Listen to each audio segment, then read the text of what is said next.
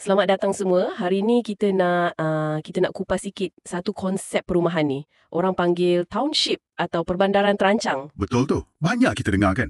Tapi apa sebenarnya beza township ni dengan katakanlah taman perumahan biasa yang kita selalu nampak tu? Okey, ini soalan bagus. Beza dia besar sebenarnya. Township ni, dia bukan setakat bina rumah je. Bukan setakat rumah. Maksudnya? Maksudnya dia satu pembangunan skala besar. Pemaju tu rancang semua benda sekaligus. Bukan rumah je, tapi jalan raya dia, kedai-kedai, taman rekreasi, sekolah pun kadang ada. Oh, macam satu pekan kecil lah ya. Tepat sekali. Semua benda ada dalam satu kawasan. Konsep dia holistik, kira menyeluruh lah. Contoh macam Napoh yang disebut tu. Dia nak bina komuniti, bukan setakat bangunan. Perancangan tu lebih bersepadu lah kan. Ini mesti ada kelebihan dia kalau kita beli rumah kat situ. Lagi-lagi kalau beli awal. Mestilah ada. Sumber kita pun sebut kan. Biasanya pemaju akan letak harga rendah sikit masa fasa awal tu. Yang ni menarik ni. Harga early bird orang kata. Macam dekat Napoh tu dengan cerita ada teres setingkat 260,000 je masa awal-awal. Betul. Itu strategi biasa pemaju township. Dia nak tarik orang masuk awal. Kelebihan utama untuk pembeli awal ni, potensi nilai rumah tu naik bila township tu dah makin matang. Makin matang tu maksudnya bila kemudahan dah siap semua? Ya, bila fasa-fasa seterusnya dah naik, kedai dah buka, sekolah dah ada, komuniti dah terbentuk, harga rumah biasanya akan ikut naik sekali. Jadi, beli awal ni macam satu pelaburan lah untuk masa depan kawasan tu. Tapi kan, mesti ada risiko juga. Macam mana kalau kemudahan yang dia janji tu lambat siap? Atau lagi teruk tak jadi langsung? Kita macam bergantung harap pada janji pemaju je lah, kan? Itu poin yang sangat penting.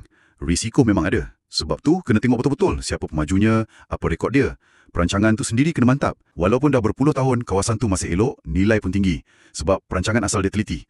Tapi kalau perancangan cincai atau pelaksanaan tak betul, memang boleh jadi masalah.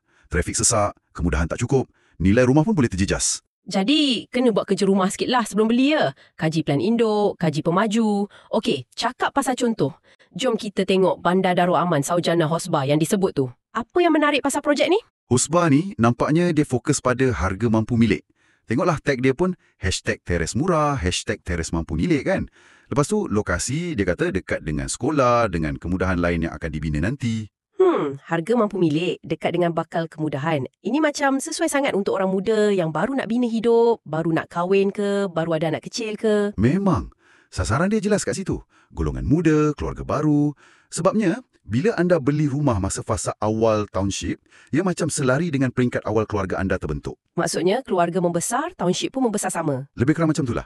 Anak makin besar, perlukan sekolah, taman permainan. Dalam township yang dirancang elok, benda-benda ni akan muncul seiring dengan keperluan penduduk.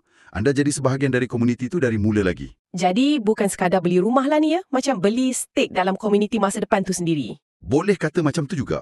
Anda melabur dalam persekitaran sosial. Dalam jiran tetangga, dalam kemudahan yang akan diguna bersama nanti. Bukan setakat batu bata dan simen.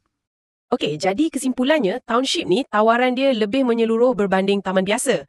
Beli awal ada potensi untung dari segi harga dan kenaikan nilai. Contoh macam Hosbah tu nampak menyarik untuk yang cari rumah mampu milik. Betul. Sangat relevan untuk perancangan jangka panjang, terutama keluarga muda. Baiklah, terima kasih banyak-banyak kerana luangkan masa berbincang dengan kami hari ini. Mungkin satu soalan terakhir untuk pendengar kita renungkan ya. Silakan. Bila anda nak pilih rumah untuk 10-20 tahun akan datang, sejauh mana visi jangka panjang pembangunan macam township ni penting dalam keputusan anda? Adakah anda hanya tengok harga dan lokasi? Atau anda juga pertimbangkan peluang untuk jadi sebahagian dari satu komuniti yang sedang dibina untuk masa depan? Fikir-fikirkanlah.